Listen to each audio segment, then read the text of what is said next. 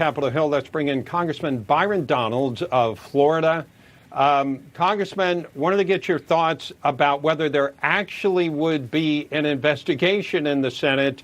Democrats can say all they want, but they tend to defend the president over time. Even House Speaker Nancy Pelosi was asked about it, but she's been supportive in the past. Now, here's what she said recently. Let's listen. This is what happens when you withdraw. Some equipment is left there. It was thought that would be used. It was hoped that it would be used by the Afghan military to defend its own country. The fact that it did not and could not was all more the reason for us to leave.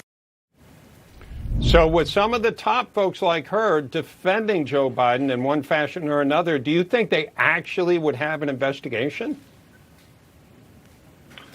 My hope is so, simply because the American people, all the American people, this is past politics, this is past party, this is past who you might support that's sitting in the White House.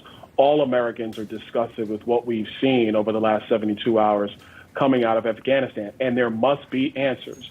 The other reason why I think you actually might see committee hearings on this, and that remains to be seen, we'll see what they actually decide to schedule, is because the President of the United States still, to this point, has not stood in front of the American people and asked questions. And to juxtapose this, let's make sure everybody understands. Donald Trump never missed an opportunity to answer questions from the press.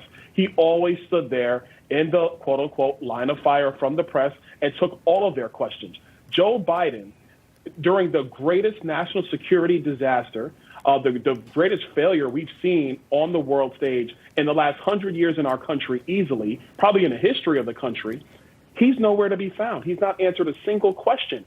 I don't care if you're a Senate Democrat or a House Democrat. You can't possibly think that the people in your state or in your district think it's okay for the president not to answer any questions at all. So I do think there are going to be investigations. Yeah, Congressman Donalds, even the Taliban was taking questions yesterday in their, makeshift news conference or whatever you want to call it. I do want to ask you specifically about the withdrawal itself and how that has gone. And we can pull up images that we've all seen. The one image of 650 people who were crowded onto that military aircraft taking off, others trying to run alongside of it, jumping on it, and then presumably at least 2 bodies that we saw fall from the sky. In terms of the withdrawal, who should be held accountable for how it has gone?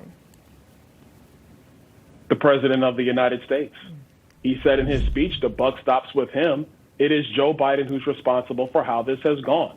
It's been an abject failure, a mega disaster, and it all falls at his feet, especially with the reports that are now coming out that his senior staff, the Secretary of State, the Secretary of Defense, in some respects, maybe the National Security Advisor as well, all told him not to do this. They advised against it. He did it anyway. The intelligence community advised against it. He did it anyway. He did not have a clear-cut strategy of what was going to happen. And he had no clear-cut strategy because just a month ago he was saying that there was no possible way the Taliban could take control of Afghanistan. Mm-hmm. That came out of his mouth a month ago after we left Bagram Airfield in the dead of night. Mm-hmm. So this falls squarely at the feet of the president. He cannot put this on the staff. He cannot put this on anybody else. This is his lack of judgment. It is his incompetence that has led America to this disaster. And let me also say this, because politicians love talking about all their experience.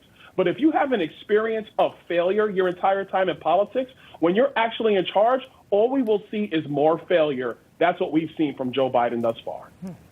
Congressman, let me ask you this. If you could talk to President Biden, what would you want to ask him? What would you like to know about? Number one, please tell me why it was important to leave Bagram Airfield so quickly.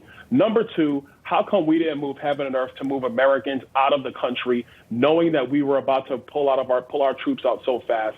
And number three, and most importantly, what is so hard about getting the Afghani people who helped our men and women in a lot of respects, stay alive in that country over the last 20 years? Why was it so difficult to get them out of that country? And number four, how could you underestimate the Taliban and their ability to move through that country, knowing the level of corruption going on in the Afghani government? Those are my 4 questions. When it comes to all the people who are now being taken out of there. What about vetting? And are you concerned about vetting all of these people? Oh, I am. This is a serious problem because, of course, you're going to have some of the terrorist element, which unfortunately is coming back into Afghanistan as we speak. They're going to try to secrete themselves amongst the people who want to evacuate. One of the things that we have to make sure we understand is that documents are checked. There might be biometric information that from people who actually worked with our military that we can vet them through that process. But that needs to be done offshore at a different base overseas before people even begin to come to the United States.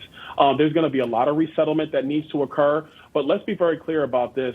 We do have a responsibility to the Afghans who actually gave their lives and either put their families in harm's way to help us and assist us in our mission. We have a responsibility to do what needs to be done for them. Whether that's coming all the way to the United States is not totally clear because we can't even secure the airport in Kabul right now. But when it comes to screening, we need to be doing that overseas. Let's be very, very thorough. Let's take our time doing it because we definitely do not want to endanger the homeland, especially after this disaster we've seen in Afghanistan. Yeah. All right. Well, Congressman Donalds, it's always a pleasure to have you with us. Thank you very much. And maybe the president was listening to you and he'll answer some of those questions. We'll see. Well, listen, I hope he is. And thank you for your time. Thank you.